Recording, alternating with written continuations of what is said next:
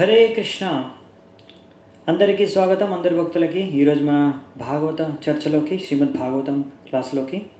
So మనం ముందు శ్రీ రాధా మాధవ కీర్తన చేసుకొని తర్వాత ఆరంభిద్దామంట.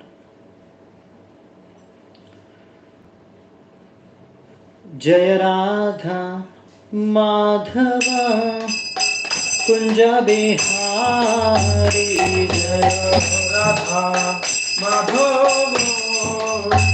కుంజ బిహారీ, జయ రాధా మాధవ కుంజ బిహారీ, రాధా మాధవ కుంజ బిహారీ, గోపీ జన వల్లభ గిరివరధారి, గోపీ జన వల్లభ గిరివరధారి, గోపీ జన వల్లభ గిరివరధారి, గోపీ జన వల్లభ గిరివరధారి, యశోదనందన ప్రజ జనరంజన,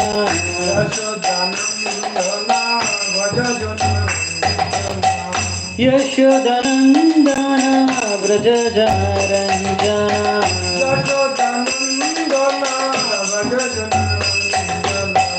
యమున తేరా వనచారి,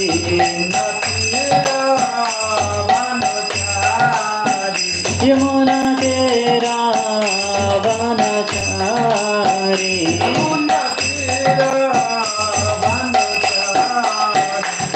జయ రాధా మాధవ కుంజ Bihari,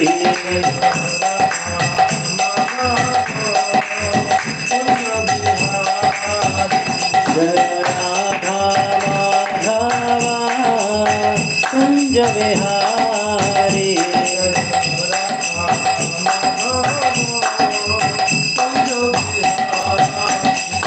Hare Krishna Hare Krishna Krishna Krishna Hare Hare, Hare Rama Rama Rama Rama Hare Hare, Hare Hare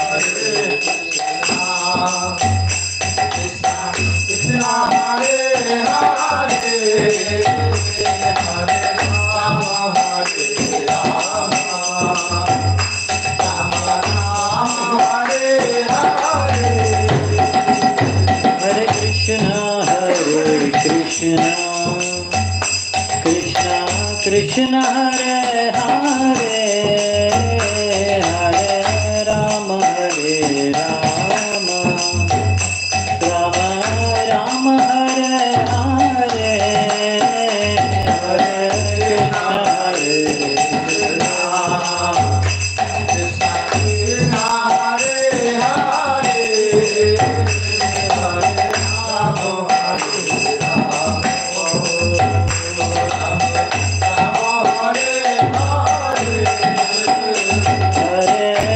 Krishna Hare Krishna Krishna Krishna Hare Hare Hare Rama Hare Rama Rama Rama Hare Hare Hare Krishna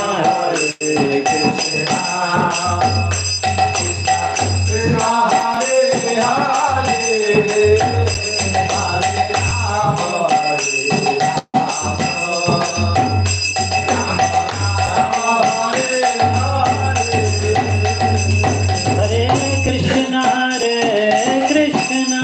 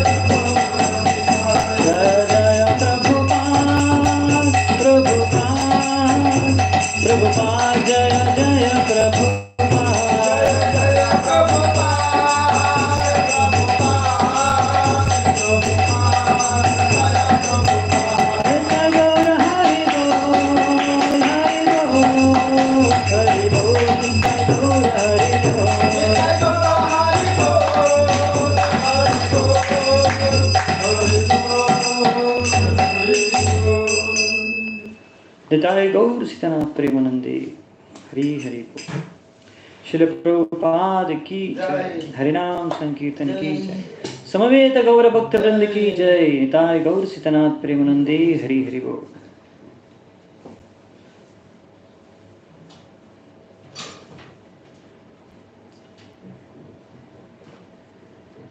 Hare Krishna. So ఇప్పుడు మనము మంగళాచరణ చేసుకొని మన యొక్క ఈరోజు కథని ఆరంభిద్దామంట. ఓం అజ్ఞానతిమిరంధస్య జ్ఞానాంజనాశలాకయా చక్షోరున్మిళితం యేన తస్మై శ్రీగురవే నమః. శ్రీచైతన్యమనోభీష్టం స్థాపితం యేన భూతలే స్వయం రూపः కదా మह्यं దదాతి స్వపదాంతికం.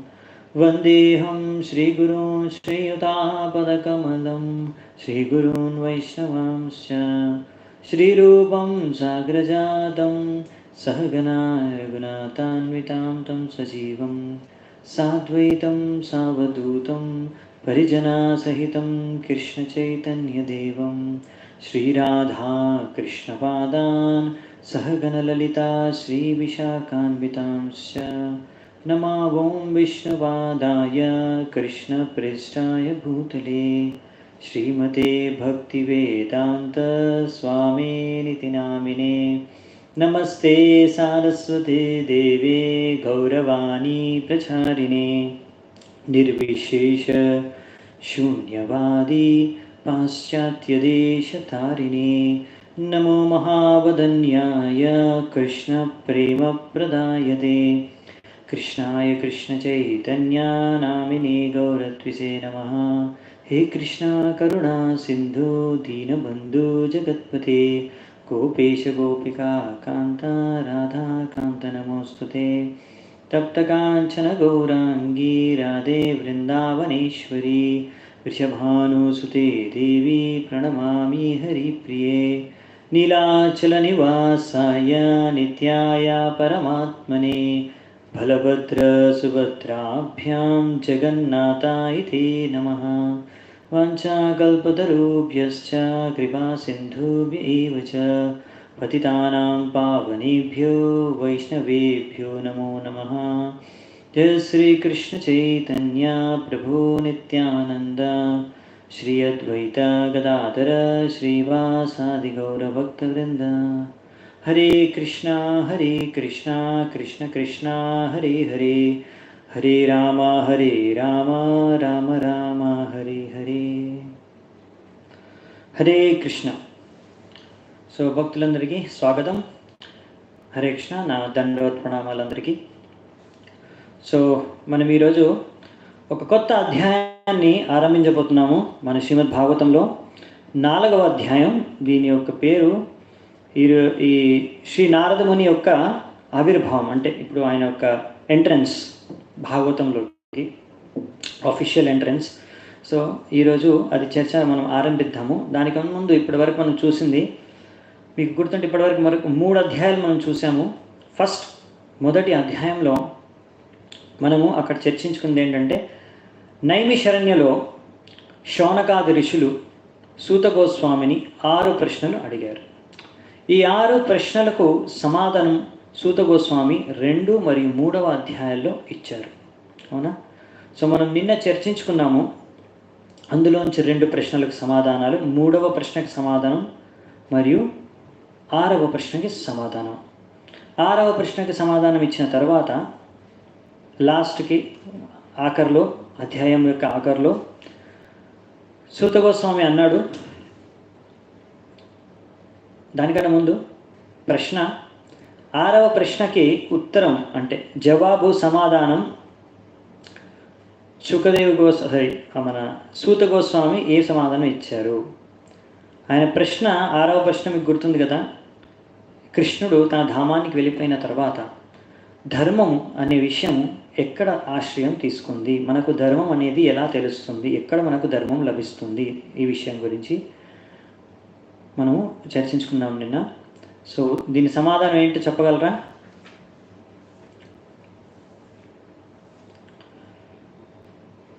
ధర్మం ఎక్కడ ఆశ్రయించింది కలియుగంలో? శ్రీమద్ భాగవతం. Very good. కృష్ణ ప్రభా మాతాజీ ఇంకా చాలామంది కూడా చెప్పారు. చాలా చాలా ధన్యవాదాలు. అవునండి, శ్రీమద్ భాగవతంలో ఈ ధర్మం నివసిస్తుంది ఈ కలియుగంలో. సో ఎలాగైతే కృష్ణుడు తన ధామానికి వెళ్ళిపోయాడో అదే సమయంలో శ్రీమద్ భాగవతం ఇక్కడ మన ధరతి భూమిపైనకి అవతరించింది. అయితే ఇప్పుడు ఈ విషయాన్ని చెప్పిన తర్వాత సూత గోస్వామి వారు ఆయన చెప్తున్నారు, నేను ఎలాగైతే ఈ యొక్క భాగవతాన్ని పరీక్షిత్ మహారాజుకి చెప్పినప్పుడు సుఖదేవ్ గోస్వామి అదే సమావేశంలో నేను కూర్చొని ఉన్నాను. అప్పుడే నేను ఏకాగ్రతతో ఈ యొక్క సంభాషణని శ్రీమద్ భాగవతాన్ని నేను విన్నాను. శ్రీమద్ భాగవతాన్ని ఎంతో చక్కగా విన్నాను, అర్థం చేసుకున్నాను, అదే ఆస్వాదించాను, అదే మీ ముందు ఇప్పుడు నేను నాకు అర్థమైంది మీ ముందు ఉంచుతాను. అంటే పరంపరలో ఎలాగైతే నేను విన్నానో అలాగే మీకు చెబుతాను అని ఇక్కడ సూత గోస్వామి చెబుతున్నారు. అంటే ఇప్పుడు మన నెక్స్ట్ అధ్యాయం నుంచి భాగవతం అంటే మన సుఖదేవ్ గోస్వామి మరియు పరీక్షిత్ మహారాజు యొక్క సంభాషణ ఆరంభం అవ్వాలి. కానీ ఇక్కడ ఈ ప్రశ్నకి ఉత్తరం జవాబు విన్న శౌనకాది ఋషులకి ఈ యొక్క భాగవతం గురించి కొన్ని ప్రశ్నలు వారి యొక్క మెదస్సులో ఉత్పన్నమయ్యాయి. సో ఇక్కడ మనం చూస్తాము, సూత గోస్వామి ఆయన భాగవతం ఆరంభించబోతున్నారు. అంటే మన పరీక్షిత్ అంతా భాగవతమే, కానీ ఆ పరీక్షిత్ మరియు సుఖదేవ్ గోస్వామి మధ్య జరిగిన సంభాషణ. కానీ దానికన్నా ముందు వీళ్ళకు కొన్ని సందేహాలు, ప్రశ్నలు ఉన్నాయి శ్రీమద్ భాగవతం గురించి. అంటే దాని గురించి మనం ఇంకా బాగా అర్థం చేసుకోవాలి కొన్ని విషయాలని. వాళ్ళకు ప్రశ్నలు ఏంటంటే మెయిన్గా మనం ఫస్ట్ క్వశ్చన్లోనే చూసుకుంటాము. సో వాళ్ళకు కొన్ని ప్రశ్నలు ఉత్పన్నమయ్యాయి ఈ యొక్క కథనం అంటే 6వ ప్రశ్నకు సమాధానంగా కొన్ని శ్లోకాలు మనం చూసుకున్నాం నిన్న. ఆ శ్లోకాలను సంబంధించి కొన్ని ప్రశ్నలు ఈరోజు ఫస్ట్ వాళ్ళు అడుగుతారనమాట శౌనకాది ఋషులు సూత గోస్వామికి. ఆ ప్రశ్నలు ఏంటనేది చూద్దాం మనం ఈరోజు. సో ఈ యొక్క చాప్టర్ అధ్యాయం ఓవర్వ్యూ అంటే 4వ అధ్యాయం ఒక ఓవర్వ్యూ మనం చూసుకుంటే 2 నిమిషాల్లో ముందు 13 శ్లోకాలు ఈరోజు మనం చర్చించుకునే విషయం. ఈ 13 శ్లోకాల్లో మొత్తం ఈ శౌనకాది ఋషులు 4 ప్రశ్నలు అడుగుతారండి. మళ్ళీ 4 ప్రశ్నలు అడుగుతారు 13 శ్లోకాల్లో. ఈ 4 ప్రశ్నలు ఏమిటి అనేవి ఈరోజు విషయం, అది మనం చూద్దాం. ఇది చాలా చాలా చాలా చాలా ఇంపార్టెంట్ అండి. ఎందుకు అంటే ఇప్పుడు మనం మొదటి అధ్యాయంలో 6 ప్రశ్నలు అడిగారా శౌనకాది ఋషులు సూత గోస్వామిని. ఆ 6 ప్రశ్నలకి సమాధానం సూత గోస్వామి 2 అధ్యాయాల్లో ఇచ్చేశాడు. 2వ అధ్యాయం 3వ అధ్యాయం. కానీ ఇప్పుడు వీళ్ళు అడిగిన 4 ప్రశ్నలుకి సమాధానం సూత గోస్వామి 16 అధ్యాయాల్లో ఇస్తాడండి. అంటే మీరు అర్థం చేసుకోండి. ఇప్పుడు ఇక్కడ నుంచి మీరు 4వ అధ్యాయం నుంచి తీసుకొని మన శ్రీమద్ భాగవతం ప్రథమ స్కందం పూర్తయ్యే వరకు అంటే 19వ అధ్యాయం వరకు ఈ యొక్క ప్రశ్నల యొక్క సమాధానమే చర్చ విషయం. అంటే మనకి ప్రశ్నలు సరిగ్గా గుర్తుండాలని, లేకపోతే మనం ఎక్కడో చాప్టర్లో అసలు ఎందుకు ఈ చర్చ జరుగుతుంది అనే విషయాన్ని మనం అర్థం చేసుకోలేం. అందుకనే మనకు ఈ ఫ్లో అనేది మనకు తెలియాలన్నమాట. ఎందుకు ఎక్కడ ఏం జరుగుతుంది, ఎవరు ఎక్కడ దేని గురించి ఎందుకు మాట్లాడుతున్నారు, ఆ విషయాలు అర్థం కావాలి అంటే మొత్తం ప్రథమ స్కందంలో ఇక్కడ నుంచి ఫస్ట్ మనకి 4 ప్రశ్నలు అనేవి మన మైండ్లో ఉండిపోవాలి. ఇంకా అప్పుడు మనకి ఫస్ట్ స్కందంలో మిగతా చాప్టర్లు ఈ చాప్టర్ నుంచే స్టార్ట్ అయిపోతుంది సమాధానం. మన 13వ శ్లోకం తర్వాత 14వ శ్లోకం నుంచే సమాధానం అనేది స్టార్ట్ అయిపోతుంది. కనుక ఆ సమాధానాలు రేపటి నుంచి మనం మొదలు పెడతాం. కానీ దానికన్నా ముందు చెప్పాను కదా, మనకు ప్రశ్నలు బాగా అర్థం చేసుకోవాలి మనం. అందుకనే ఇంకా కొన్ని విషయాలు కూడా ఇందులోంచి మనం నేర్చుకుంటాము మన ప్రభుపాదుల వారి తాత్పర్యాల నుంచి.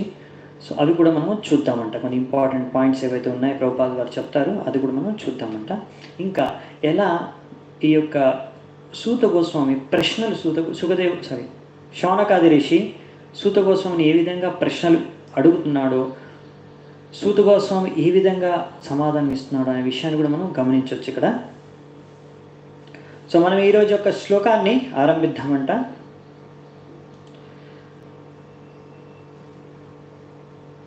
నాలుగవ అధ్యాయం మొదటి శ్లోకం.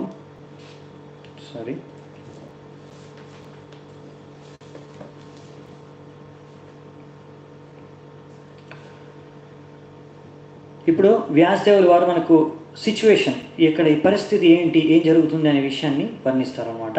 మళ్ళీ వ్యాస ఉవాచ ఇతి బ్రువాణం సంస్తూయ మునినాం దీర్ఘసత్రిణాం వృద్ధ కులపతి సూతం బహ్వృచ శౌనకో బ్రవీత్.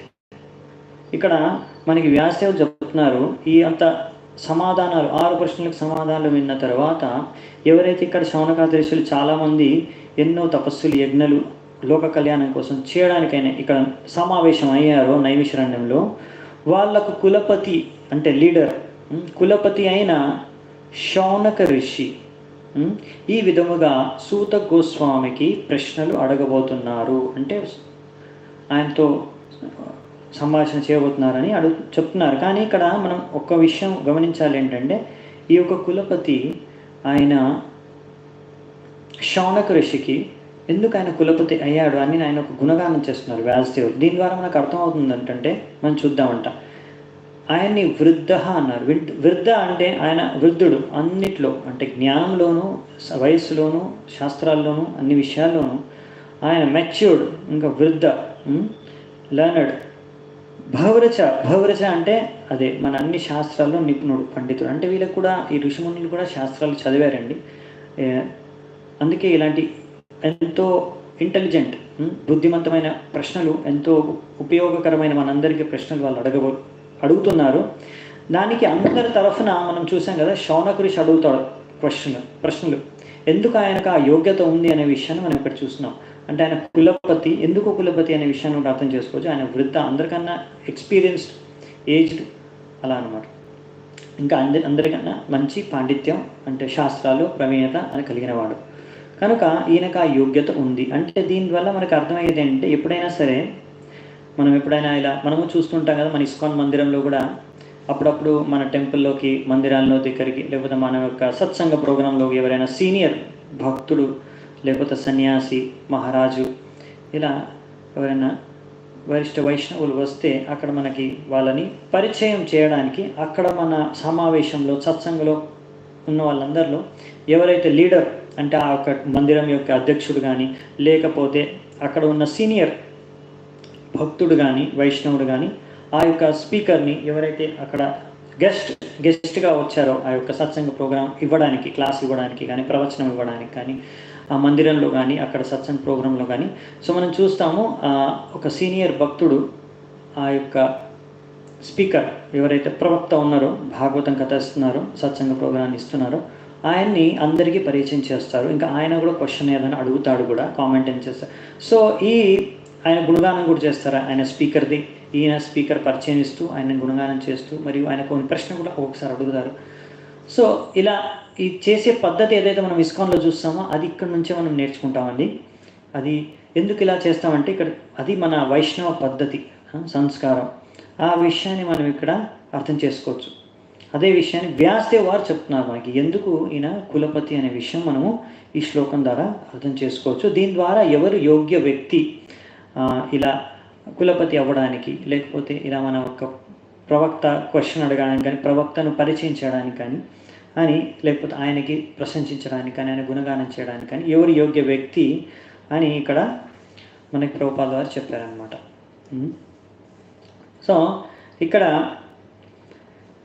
ఈ శౌనక ఋషి అనే అతను, ఆయనకు అన్ని యోగ్య క్వాలిఫికేషన్స్, యోగ్యత ఉందన్నమాట. సో ఆయన ఇలా సూత గోస్వామిని గుణగానం చేస్తున్నారు అనమాట. ఎందుకంటే ఈ సూత గోస్వామి అనే అతను ఈ భాగవతాన్ని పరీక్షిత్ మహారాజుకి ఎప్పుడైతే శుకదేవ్ గోస్వామి చెప్పారో అప్పుడు విన్నారు. కాబట్టి ఆయనకి ఇవి బాగా అర్థమై తెలుసుకొని ఆయన ఇప్పుడు మనకు చెప్తున్నాడు అనే విషయాన్ని ఆయన ముందే లాస్ట్ శ్లోకంలో మనం చూసాం. యథామతి యథాధీతం యథామతి, నేను ఎలాగైతే విన్నాను, అర్థం చేసుకున్నాను ఆ పరంపరలో, అదేవిధంగా నేను మీకు నీ ముందు ఉంచుతాను అని. అందుకనే ఇక్కడ ఎంతో ఆనందాన్ని వ్యక్తం చేస్తూ సూత గోస్వామి ఇంకా ప్రశ్నలు అడుగుతున్నాడు, ఆయన గుణగానం చేస్తున్నాడు అన్నమాట. ఆ యొక్క ఆతురత, ఆయనకి ఎంత ఆతురత ఉందో వీళ్ళందరికీ, శౌనక ఋషి మరియు మిగతా అందరు ఋషులకి, అక్కడ నైమిషణంలో ఉన్న వాళ్ళందరికీ ఎంత వాళ్ళు ఆతురతో ఎదురు చూస్తున్నారనే విషయాన్ని ఆయన వచ్చే శ్లోకంలో చెప్తాడు. కానీ దానికన్నా ముందు ఈ యొక్క మనం ఎప్పుడైతే ఏదైతే వింటామో మనం కూడా పరంపరలో చెప్పాలి. ఇప్పుడు నేను ఇక్కడ కూర్చున్నాను, నేను ప్రయత్నిస్తున్నాను, నేను ఏదైతే ఇక్కడ విన్నానో నా యొక్క గురువుల నుంచి, శిక్షా దీక్షా గురువుల నుంచి, మరియు ఇక్కడే ప్రభుపాదుల వారి నుంచి లెక్చర్లో, ఆయన లెక్చర్స్లో, మరియు ఇక్కడ తాత్పర్యాల్లోంచి ఏదైతే విని నేను అర్థం చేసుకుంటున్నానో అదే మీకు చెప్పడానికి ప్రయత్నిస్తున్నాను. అలాగే ఇక్కడ ప్రభుపాదుల వారు అంటారు, ఇలా మనము చెప్పాలి, మనము మన ఇష్టం వచ్చినట్టు మనకి ఏది నచ్చితే అది చెప్పకూడదు. వ్యాసాసనంలో కూర్చున్నప్పుడు మనము మన ఆచార్యుల పరంపరలో మనం ఏదైతే నేర్చుకున్నామో దాన్నే చెప్పాలి అని ఇక్కడ ప్రభుపాదుల వారు రాస్తున్నారు అనమాట. సో అప్పుడప్పుడు అంటే ప్రభుపాదులు రాస్తున్నారు పర్సనల్ రియలైజేషన్, అంటే నాకు సాక్షాత్కారం అనేసి ఒక్కొక్కసారి ఎవరైనా ఏదంటే అది చెప్పుకుంటూ వెళ్ళిపోయారనుకోండి, ఇది నాకు అనిపించింది, ఇది నాకు అర్థమైంది, అది పరంపరలో దానికి వినలేదు, మరి పరంపరలో విన్నదానికి దానికి ఏం సంబంధం లేదు అసలు. అలా సంబంధం లేని విషయాలు మాట్లాడారనుకోండి, అంటే సందర్భానికి, అంటే ఈ యొక్క శ్లోకానికి కానీ, ఈ యొక్క మనం చర్చించుకునే విషయం భాగవతం దానికి సంబంధించింది కాకుండా వాళ్ళు ఏదో వాళ్ళకి ఇష్టం వచ్చినట్టు చెప్పుకున్నారనుకోండి, ఏదైనా సరే ఓకే, వాళ్ళ పాండిత్యాన్ని ప్రదర్శించడం కోసం కానీ, లేకపోతే వాళ్ళ మనస్సులో ఉన్నవి వ్యక్తపరచడం కోసం కానీ అలా చేయకూడదు. అలా చేయడం మంచిది కాదు. ఇంకా మనం ఎప్పుడైనా సరే మన ఒక పాండిత్యాన్ని ఇలా ప్రదర్శించకూడదు. అంటే నా గురువు కన్నా బాగా తెలుసు, మా గురువు ఇలా చెప్పాడు, కానీ నేను మీకు ఈ విషయం చెప్తాను, ఇది మా గురువుకు కూడా తెలియదు, నాకు తెలుసు, అలా చెప్పకూడదు అనమాట. అంటే నేను నా గురువు కన్నా గొప్ప అని మనము అలా చూపించుకోకూడదు. మనం ప్రచారం చేసేటప్పుడు కానీ, లేకపోతే భాగవతం ప్రవచనం ఇచ్చేటప్పుడు కానీ, ఏ క్లాస్ ఎవరికి చెప్పినా కానీ మనం అలా చూపించుకోవడం, అంటే నాకు బాగా తెలుసు, నా గురువు కన్నా నాకు బాగా తెలుసు అని ఇది చెప్పుకోవడం, అది పద్ధతి కాదు, అది సరైనది కాదు, సరైన విధి కాదు, అది కరెక్ట్ కాదు. నాకు ఈ రియలైజేషన్, నా రియలైజేషన్ ఇది, నాకన్నా గురువు కన్నా ఎక్కువ రియలైజేషన్ నాకు అని చెప్పుకోవడం కరెక్ట్ కాదని ఇక్కడ ప్రభుపాదుల వారు చెప్తున్నారు.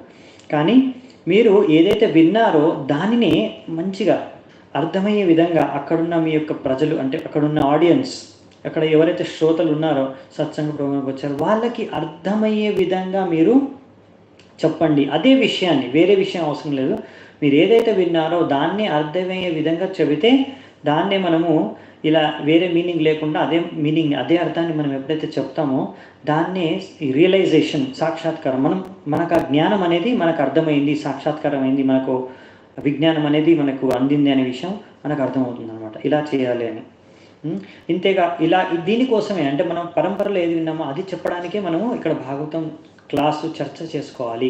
అలా కాకుండా ఇంకా వేరే ఉద్దేశంతో, ఏదో భౌతిక ఉద్దేశంతో, ఏదో భౌతిక లాభాలను ఆశించి, లేకపోతే ఏదన్నా ఇంకా పేరు ప్రతిష్టలు, మనకు ఫ్యాన్స్, ఫాలోవర్స్, ఇలా మనం చాలామంది ఇలా చెప్తే క్లాసు చాలామంది నాకు ఆకర్షితులు అవుతారు, నా ఫ్యాన్స్ అవుతారు, నాకు చాలా పేరు ప్రతిష్టలు వస్తాయి, లేకపోతే నాకేదో ఇక్కడ నుంచి లాభం వస్తుంది, నాకు ఏదైనా భౌతిక లాభం, భౌతిక వస్తువులో లేకపోతే ఏదో రూపంలో నాకు భౌతిక లాభాలు వస్తాయని ఉద్దేశంతో మనం ఎప్పుడైనా కానీ భాగవత కథని చెప్పకూడదు. అలాగే శ్రోతలు కూడా వినకూడదు. అలా నాకేదో భౌతిక లాభం వస్తుంది కథ వినడం వల్ల అని అలాంటి ఉద్దేశం, అంటే అల్టీరియర్ మోటివ్స్తో కానీ మనం వినకూడదు. ఇలా ఒకవేళ భాగవతాన్ని ఇలా మనం భక్తి ఏంటి, భగవంతుడు ఏంటి, భగవంతుడు భక్తులు అంటే ఎవరు, ఈ విషయాలు అర్థం చేసుకోవడానికి మనం భాగవతాన్ని వినాలి తప్ప, దీని తప్ప వేరే భౌతిక ఉద్దేశాలతో మీరు చెప్పినా ఇంకొకరికి, అప్పుడు అది దానివల్ల ఏ లాభము ఉండదు ఇద్దరికి అని ఇక్కడ ప్రభుపాదుల వారు గట్టిగా చెప్తున్నారనమాట. సో ఇక్కడ ప్రభుపాదుల వారు అంటున్నారు, ఇక్కడ నైమిషారణ్యలో ఈ శౌనక ఋషి ఇంకా ఈ సూత గోస్వామి ఎవరైతే ఉన్నారో, శ్రోత మరియు ప్రవక్త, వీరు ఇద్దరు సరైన జోడి, అంటే మంచి శ్రోత మంచి ప్రవక్త అనమాట. అందరూ బాగా ఆతురతతో ఉన్నారు. సూత గోస్వామి ఎలాగో పరంపరలో వచ్చాడు, పరంపరలో చెబుతున్నారు, ఆయన ప్రామాణిక గురువు, ప్రామాణిక ప్రవక్త. ఇక్కడ శ్రోత కూడా వాళ్ళు ఎంతో ఉత్సుకతో, ఎంతో ఆతురతో ఎదురు చూస్తున్నారు, వాళ్ళు వినాలని ఇంట్రెస్ట్ ఉంది వాళ్ళకి అని. అందుకనే నెక్స్ట్ శ్లోకంలో ఆ యొక్క వాళ్ళ ఆతురతని మీరు మొదటి శబ్దాల్లోనే చూడొచ్చు అనమాట. శౌనక ఉవాచ సూత సూత మహాభాగ వదనో వదతాం వర కథాం భాగవతీం పుణ్యాం యదాహ భగవాంచుక. అయితే ఇక్కడ చెప్తున్నారండి, శౌనక ఋషి అంటున్నారు సూత సూత, ఇలా 2 సార్లు సూత గోస్వామి సూత సూత అంటున్నారు. ఎందుకు అంటే అది ప్రభుపాదుల వారు చెప్తారు మనకి తాత్పర్యంలో. ఇలా 2 సార్లు ఆయన వాళ్ళకి ఆనందాన్ని వ్యక్తం చేస్తున్నారు. అంటే మనకు ఎంత మన భాగ్యము, ఇలాంటి మంచి ప్రవక్త మనకి దొరికాడు, మనకి ఇలాంటి భాగవతాన్ని మనకి స్వయంగా ఎవరైతే పరీక్షిత్ మహారాజుకి సుఖదేవ్ గోస్వామి చెప్పింది విని అది అలాగే మనకు ప్రసాదిస్తున్నాడు, చెప్పబోతున్నాడు అనే ఆనందాన్ని ఇక్కడ వ్యక్తం చేస్తూ, ఇక్కడ సూత మహాభాగ, మీరు చాలా భాగ్యవంతులు. ఎందుకంటే మీరు ఇది ఇప్పుడు భాగవతం ఏదైతే చెప్పబోతున్నారో మీరు చాలా భాగ్యవంతులు, ఆదరణీయులు. ఎందుకంటే మీరు ఈ యొక్క భాగవతాన్ని స్వయంగా సుఖదేవ్ గోస్వామి ముఖాన్ని నుంచి విని మాకు ఇప్పుడు చెబుతున్నారు, మాకెంతో ఆనందంగా ఉంది, మేమెంతో ఆతురతో ఎదురు చూస్తున్నాము వినడానికి అని ఇక్కడ చెప్తున్నారనమాట. సో మనం ఇది అర్థం చేసుకోవాలి. అంటే మనం ఇంకా ప్రభుపాదుల వారు అంటున్నారు సార్, అలా మనము భాగవతాన్ని ప్రామాణిక పరంపరలో వచ్చే వాళ్ళ నుంచి వినాలి. అంతేకాకుండా ఇలా మాయావాదుల నుంచి కానీ, ఎవరైనా బయట అభక్తులు, ఎవరైతే భక్తులు కాదో, సరైన భక్తులు కాదో వాళ్ళ నుంచి వినకూడదు అని మనకి తాత్పర్యంలో ప్రభుపాదుల వారు చెప్తున్నారనమాట.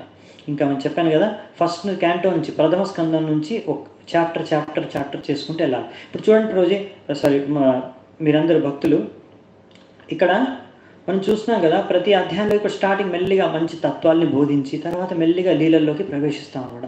అలా మనం తత్వాన్ని బాగా అర్థం చేసుకొని తర్వాత లీలలు విన్నప్పుడు నాకు ఎంతో ఇంకా ఆధ్యాత్మిక ఆనందాన్ని అనుభవించవచ్చు. ఇంకా మనకు ఆసక్తి, రుచి ఇంకా ఎక్కువ జాగృతం అవుతాయి అన్నమాట భగవంతుడి పట్ల, భక్తి పట్ల. అందుకని సో మీ అందరికీ చాలా చాలా ధన్యవాదాలు. నాకు ఇంత యోగ్యత లేదు ఇవన్నీ చర్చించడానికి, ఇంత పవిత్రమైన, ఇంత ఉన్నతమైన శాస్త్రం గురించి చర్చించడానికి.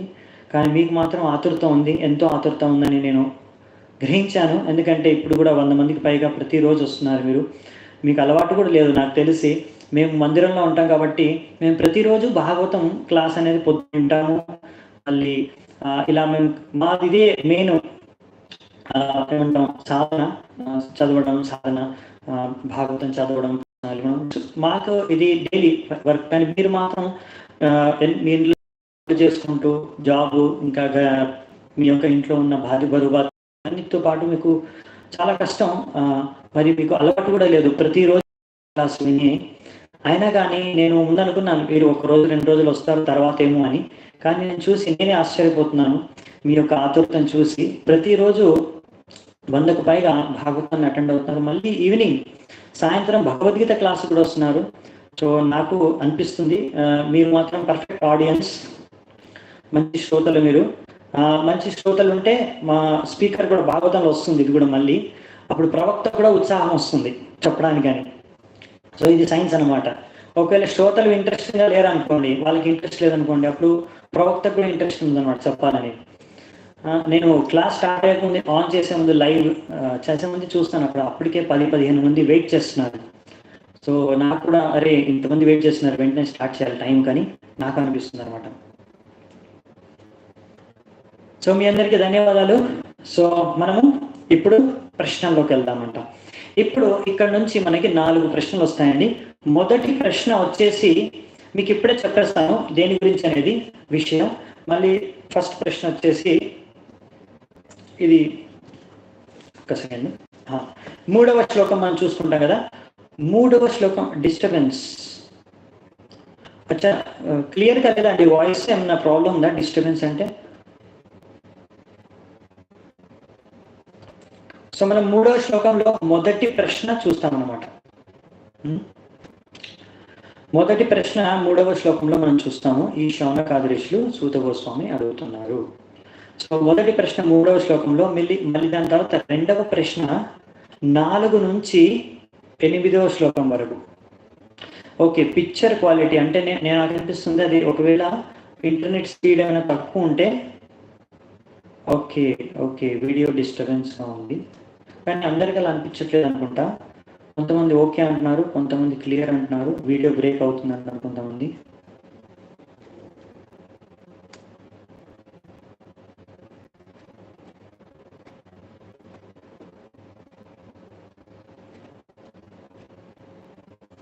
ఓకే, నాకు తెలిసి ఇప్పుడే కొద్దిగా క్లారిటీ తగ్గినట్టుంది. ఇక్కడ ఇంటర్నెట్ స్పీడ్ నాకు కూడా తెలియదు, కొద్దిగా తగ్గిపోయింది.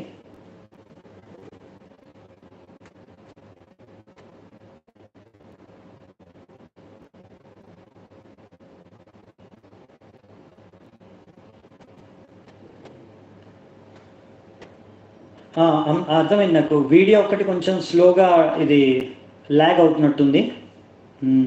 అది ఇక్కడ మనకి ఇంటర్నెట్ కూడా స్పీడ్ కొంచెం తక్కువ ఉంది, అందుకే బ్రేక్ అవుతున్నట్టుంది వీడియో. I think audio is clear. Yes దీన్ని ఎలా సెట్ చేయాలో నాకు కూడా తెలియదు.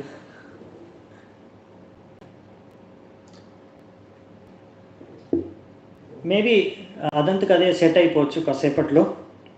బికాస్ ఆడియో ఈజ్ క్లియర్ అంటే సౌండ్ క్లియర్గా ఉంది కాబట్టి మనము కంటిన్యూ చేద్దామంట. అది కాసేపట్లో అది నెట్ అదంతకు అదే సెట్ అయిపోవచ్చు. కనుక అప్పుడు మీరు ఈ ప్రాబ్లం టెంపరీ ఉండొచ్చు. భౌతిక జగతంలో అన్ని ప్రాబ్లమ్స్ టెంపరీయే. ఇంకా భౌతిక జగతంలో ఏది పర్ఫెక్ట్ కాదనమాట. ఎప్పుడు ఏదో ఒక ప్రాబ్లం ఎక్కడో అక్కడ ఉంటుంది మనం ఏం చేయాలనుకున్నా. సో దాంతో అడ్జస్ట్ అయ్యి వెళ్ళిపోవాలంతే. సో అడ్జస్ట్ అయ్యి వెళ్ళిపోతేనే మనము ముందుకు వెళ్ళగలం. ఓకే, సో కొంచెం అడ్జస్ట్ అవ్వండి మీరు కూడా, నేను కూడా అడ్జస్ట్ అవుతాను. సో మనము కంటిన్యూ చేద్దామంట. మొదటి ప్రశ్న okay now it is okay అని వస్తుంది. అంటే ఐ థింక్ ఓకే క్లియర్ అయిపోయింది. అదే ఇంటర్నెట్ మళ్ళీ సెట్ అయిపోయినట్టుంది. అది మన చేతుల్లో లేదు. కొన్ని మన చేతుల్లో ఉండవు, చాలా చేతుల్లో ఉండవు. మనం అర్థం చేసుకోవాలి. మనం కంట్రోలర్ కాదు, భగవంతుడి చేతుల్లో ఉన్నాయి. అది ఎప్పుడు టెక్నాలజీ ఎలా పనిచేస్తుందో కూడా మన చేతుల్లో ఉండవు. Okay, thank you very much. So మీ అందరూ ఆతురతతో భగవంతుడు దాన్ని కూడా సెట్ చేసేసినట్టున్నాడు వెంటనే. సో మొదటి ప్రశ్న శౌనకాది ఋషులు సూత గోస్వామిని అడుగుతున్నారు. మొదటి ప్రశ్న 3వ శ్లోకంలో ఉందండి. కస్మిన్ యుగే ప్రవృత్తేయం స్థానే వాకేన హేతునా కుత సంచోదిత కృష్ణ కృతవాన్ సంహితాం ముని. తో ఇక్కడ అడుగుతున్నారు, కస్మిన్ యుగే ఎప్పుడు, స్థానే ఎక్కడ, కేన ఎందుకు, కుత ఎలా, ఈ యొక్క మహాముని అనే వ్యాసదేవుడు ఈ శ్రీమద్ భాగవతాన్ని రచించాడు. ఎందుకు, ఎప్పుడు, ఎక్కడ, ఎలా, ఏ పరిస్థితుల్లో, దేనికి ఏవి దారితీశాయి ఈ యొక్క భాగవతం వ్యాసదేవ ముని రచించడానికి. అంటే వాళ్ళకు భాగవతం యొక్క బ్యాక్గ్రౌండ్ కావాలన్నమాట. ఎలా ఈ యొక్క మహాపురాణమైన భాగవతాన్ని వ్యాసదేవుడు రచించడానికి తగ్గ కారణాలు, తగ్గ బ్యాక్గ్రౌండ్ రీజన్స్ ఇవి ఇక్కడ అడుగుతున్నాడు. ఎందుకు, ఏమిటి, ఎలా, ఎప్పుడు.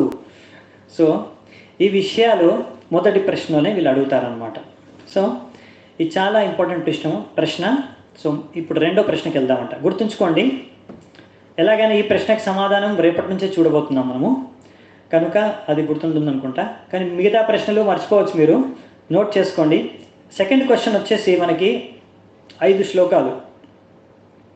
నెక్స్ట్ 5 శ్లోకాల్లో మనకి రెండవ ప్రశ్నకి ఇక్కడ అడుగుతున్నారు శౌనక ఋషి. ఈ రెండవ ప్రశ్న దేని గురించి అండి? ఈ రెండవ ప్రశ్న వచ్చేసి, మొదటి ప్రశ్న భాగవతం గురించి, రెండవ ప్రశ్న వచ్చేసి శుకదేవ గోస్వామి గురించి. అంటే వాళ్ళ డౌట్ ఏంటంటే శుకదేవ గోస్వామి గురించి, అది మనం చూద్దాం. 4వ శ్లోకం. ఇప్పుడు కరెంటు పోయిందండి. ఐ థింక్ మనకు మధ్యలో అలా పోతుంటే వస్తుంది అప్పుడప్పుడు కరెంటు. మనం కంటిన్యూ చేద్దాం. సో 4వ శ్లోకం అండి. తస్య పుత్రో మహాయోగి సమద్రన్నిర్వికల్పకః ఏకాంతమతిరున్నిద్రో గూఢో మూఢ ఇవేయత. సో ఇక్కడ సుఖదేవ గోస్వామి గురించి వీళ్ళు అడుగుతున్నారనమాట. ఆయన గుణగానం చేస్తున్నాడు, గొప్పగా గుణగానం చేస్తూ ఆయన యొక్క మహాగుణాలని తెలుపుతూ ఇప్పుడు ఆయన గురించి అడగబోతున్నారు. ఈ శ్లోకంలో మనము శుకదేవ గోస్వామి యొక్క లక్షణాలు ఏవైతే వీళ్ళు చెబుతున్నారో గుణగానం చేస్తూ వాటిని చూద్దామంట. తస్య పుత్రో మహాయోగి. తస్య పుత్రో అంటే ఆ వ్యాసదేవుని యొక్క పుత్రుడు ఎవరైనా మహాయోగి. యోగినామపి సర్వేషాం మద్గతేనాంతరాత్మన భజతే మాం. సో ఇక్కడ కృష్ణుడు అంటున్నాడు అనమాట, భగవద్గీతలో చెప్పాడు మనకి, అందరికన్నా గొప్ప యోగి అంటే ఎవరు, మహాయోగి అంటే ఎవరు, యోగినామపి సర్వేషాం మద్గతేన అంతరాత్మన. ఎప్పుడు నా గురించి ధ్యానం చేసేవాడే అందరికన్నా గొప్ప యోగి అని. ఇక్కడ అలా అనమాట. ఆ విధంగా మనం అర్థం చేసుకోవచ్చు. ఇక్కడ మహాయోగి అంటే ఎప్పుడు మన సుఖదేవ గోస్వామి భగవంతుని ధ్యానం చేస్తూ ఉంటాడని. సో మహాయోగి, మహాభక్తుడు అయిన ఈ శుకదేవ గోస్వామి తస్య పుత్రో మహాయోగి సమదృక్ నిర్వికల్పకః. ఆయన అన్నిటినీ సమాన దృష్టితో చూస్తాడు. ఇదేంటి సమాన దృష్టి అనే దాన్ని మనం ఇంకా చర్చించుకుంటాం ఉదాహరణతో. నెక్స్ట్ శ్లోకంలో కూడా అది వస్తుందన్నమాట.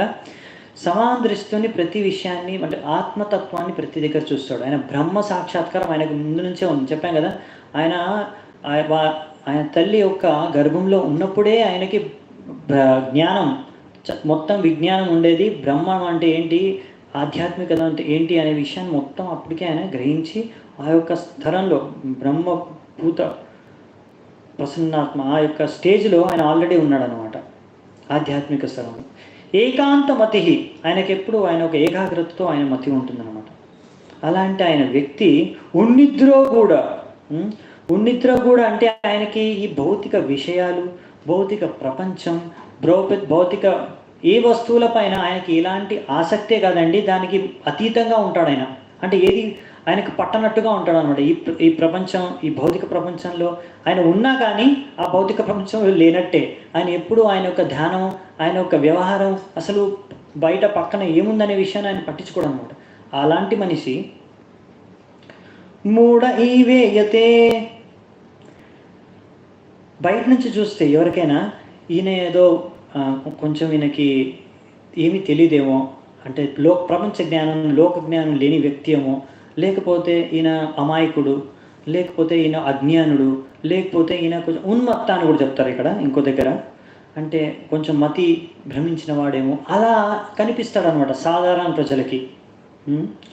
సో ఈయన ఏంటంటే ఇప్పుడు మనం చూస్తాం, ఇంకా వేరే దగ్గర కూడా ఇంకో శ్లోకంలో కూడా చెప్తారు, ఆయన ఒక స్త్రీ ఇంకా పురుషునికి ఇద్దరికి భేదం అనేది ఆయనకి చూడలేడు అనమాట. ఆయన స్త్రీ పురుషు ఇద్దరిని వాళ్ళ యొక్క శరీరాన్ని చూడడు, వాళ్ళు డైరెక్ట్ వాళ్ళ ఆత్మను చూస్తాడు అనమాట. అలా ఆయన దృష్టి. సో ఆయనకి ఎంత వైరాగి అంటే ఆయనకి ఎంత వైరాగ్యం అంటే ఆయనకి దీని ఆసక్తి లేదు. ఆయన అలా వెళ్తూ ఉంటాడు, ఎవరి ఇంటికి వెళ్ళారనుకోండి, అక్కడ ఆయన భిక్షాటనకి వెళ్తాడు అనుకోండి, అక్కడ వెళ్ళి వాళ్ళ ఇంటి దగ్గర ఎంతసేపు నించుంటాడంటే మ్యాక్సిమం చాలా సమయం అంటే ఆయన ఎప్పటి వరకు అయితే ఒక గో దహనం చేస్తారు కదా, పాలు పిండుతారు కదా, ఎంతసేపు అంటే మ్యాక్సిమం అరగంట, అంతసేపు అని ఎక్కువ ఆయన నించునేవాడు కాదు. సో ఇంత వైరాగి, ఇంత మహాభక్తుడు, ఈ యొక్క భౌతిక ఆసక్తి ప్రపంచం నుంచి అతీతంగా ఆయన వ్యవహరిస్తాడు ఉంటాడు. ఎప్పుడు ఆయన చేతనంతా భగవంతుడి మీదే నిమగ్నమై ఉంటుంది. ఇలాంటి అతను ఎలా ఇది అనేసి ఇంకా ఆయన గురించి ఇంకో శ్లోకంలో కూడా వర్ణిస్తారు, అప్పుడు చూద్దామంట మనము. అది ఏంటిది అసలు అంటే ఈ వ్యవహారం ఏంటి, ఎలా వ్యవహరించడాన్ని, మనిషిని ఎలా గుర్తించగలం, ఎలా వ్యవహరిస్తాడనే విషయాన్ని నెక్స్ట్ శ్లోకంలో ఇంకా బాగా వర్ణిస్తారు. సో శుకదేవ్ గోస్వామి గురించి మనం అక్కడ చూసి మళ్ళీ చర్చించుకుందామంట. దృష్ట్వానుయాంతం ఋషిమాత్మజమప్యనగ్నం దేవ్యో హ్రియా పరిదదుర్నసుతస్య చిత్రం తద్వీక్ష్య ప్రచ్యతి మునౌ జగతస్తవాస్తి స్త్రీ పుంబిదానతు సుతస్య వివేక దృష్టే. సో ఇక్కడ ఏం చెప్తున్నారంటే, ఎప్పుడైతే ఆయన జన్మించాడో వెంటనే చెప్పాను కదా, ఆయన 16 ఏళ్ళు డైరెక్ట్గా పుట్టాడో అంటే ఆయన ఇంకా పుట్టినప్పుడు ఆయనకి ఏం బట్టలు లేవండి, వెంటనే ఆయన ఇల్లు వదిలి వెళ్ళిపోయాడు.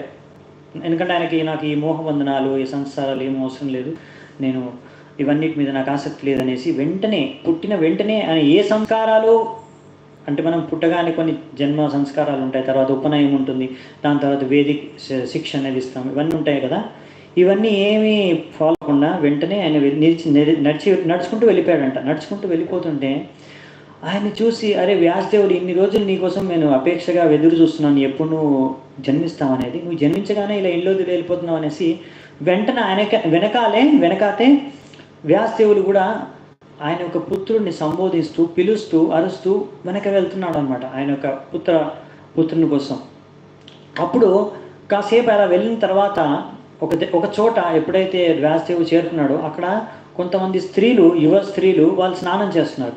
వాళ్ళు ఆ యువ స్త్రీలు ఏం చేశారు, ఈ వ్యాసదేవుని చూడగానే వెంటనే వాళ్ళ దుస్తులను తీసుకొని, వాళ్ళ యొక్క బట్టలను తీసుకొని వాళ్ళ యొక్క శరీరాల్ని కప్పేసుకున్నారు అనమాట. అది చూసిన వ్యాసదేవుడు వాళ్ళని ఒక ప్రశ్న అడిగాడు. మీరు నా యొక్క పుత్రుడు ఇక్కడ నుంచి వెళ్తున్నప్పుడు, ఆయన ఇప్పుడు 16 ఏళ్ళు అంటే యువకుడు, ఆయన ఇంకా నగ్నంగా ఉన్నాడు, ఆ యువకుడు ఇక్కడ నుంచి వెళ్ళినప్పుడు మీరు మాత్రం మీ యొక్క శరీరాల్ని ఇలా కప్పుకోలేదు, నేను రాగానే నన్ను చూసి మాత్రం మీరు ఇలా శరీరాన్ని కప్పుకుంటున్నారు ఏంటి అని. సో అప్పుడు ఆ యొక్క స్త్రీలు ఏమి చెప్పారు అంటే, నీ పుత్రుడు సుఖదేవ్ గోస్వామి ఆయన ఎప్పుడు అందరిలో ఆత్మను మాత్రమే చూస్తాడు, ఆయన ఈ భౌతిక ప్రపంచానికి అతీతంగా ఉన్నాడు, ఆయన యొక్క చేతన అది మేము గ్రహించగలిగాము, ఆయనను చూసి మేము అది గ్రహించగలిగాము, అందుకే ఆయన మమ్మల్ని కాదు మా ఆత్మను మాత్రమే చూశాడు, కాబట్టి మేము ఆ విషయాన్ని అర్థం చేసుకున్నాము. కానీ మీరు గృహస్థ కాబట్టి మీరు స్త్రీ మరియు పురుషుడికి భేదాన్ని చూస్తారు, అందుకనే మేము ఇలా వ్యవహరించాము మీరు వచ్చినప్పుడు అని. అప్పుడు ఈ విషయంతో అంటే ఈ యొక్క ఘటనతో మనం అర్థం చేసుకోవచ్చు సుఖదేవ గోస్వామి ఆయన యొక్క ఉన్నత స్థాయి ఎటువంటిది అని ప్రభుపాదులు వారు రాస్తారనమాట. ఇదే మనం భగవద్గీతలో అనుకుంటాం కదా, ఒక శ్లోకం ఉంది 5వ అధ్యాయంలో 18వ నంబర్ శ్లోకం.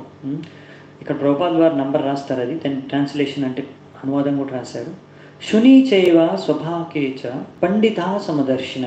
ఈ సమదర్శి మనం చూసుకున్నాం కదా, ఈ సుఖదేవ్ గోస్వామికి ఆ సమదర్శి అనే చేతన ఉందన్నమాట, సమాన దృష్టితో అందరినీ చూస్తాడనమాట. శుని చైవ స్వభాకేచ పండిత సమదర్శిన అంటే అది కుక్క అయినా కానీ, బ్రాహ్మణుడైనా కానీ, ఆవు అయినా కానీ, చండాలుడైనా కానీ, స్వపాకే అంటే కుక్క మాంసాన్ని తినే వాళ్ళని చండాలు అంటారండి. సో అలాంటి చండాలులైనా సరే వీళ్ళందరినీ సమాన దృష్టితో చూడగలుగుతాడు. ఎందుకంటే ఆయన చూసేది ప్రతి ఒక్కరిలో ఆత్మ అనేది ఉంది. భగవంతుడి యొక్క పరమాత్మ ఆత్మని ఆయన చూడగలుగుతాడు అనమాట ప్రతి ఒక్కరి హృదయంలో. అందుకనే ఆయన ఆ సమాన దృష్టి అనేది సంభవం. ఆ యొక్క స్థితిలో ఆయన చేరుకున్నాడు. అది ఆయన మహా గొప్పతనం. ఆయన యొక్క జన్మ దివ్యమైన జన్మ. చూశారు కదా, భగవంతుడి యొక్క శుద్ధ భక్తుల యొక్క లీలలు అన్ని దివ్యంగా ఉంటాయి, అసాధారణంగా ఉంటాయి అన్నమాట. అందుకే మనం ఇవి చూసి అర్థం చేసుకోవచ్చు, వీళ్ళ సాధారణ మనుషులు కాదు, అసాధారణ మనుషులు. సో ఇందులో నుంచి వీళ్ళ నుంచి మనం ఎన్నో నేర్చుకోవచ్చు. ఎందుకంటే వాళ్ళ మన స్థాయి నుంచి కన్నా ఎంతో వాళ్ళ చేతన ఉన్నత స్థాయిలో ఉంది. సో ఈ విషయం ఇక్కడ మనకి చర్చించారనమాట. సో ప్రభుపాదులు వారు ఇందులోంచి 2 వాక్యాలు చెప్తారు, ఇంపార్టెంట్ పాయింట్స్, 2 పాయింట్స్ అవి చర్చించుకొని ముందుకెళ్దామంట.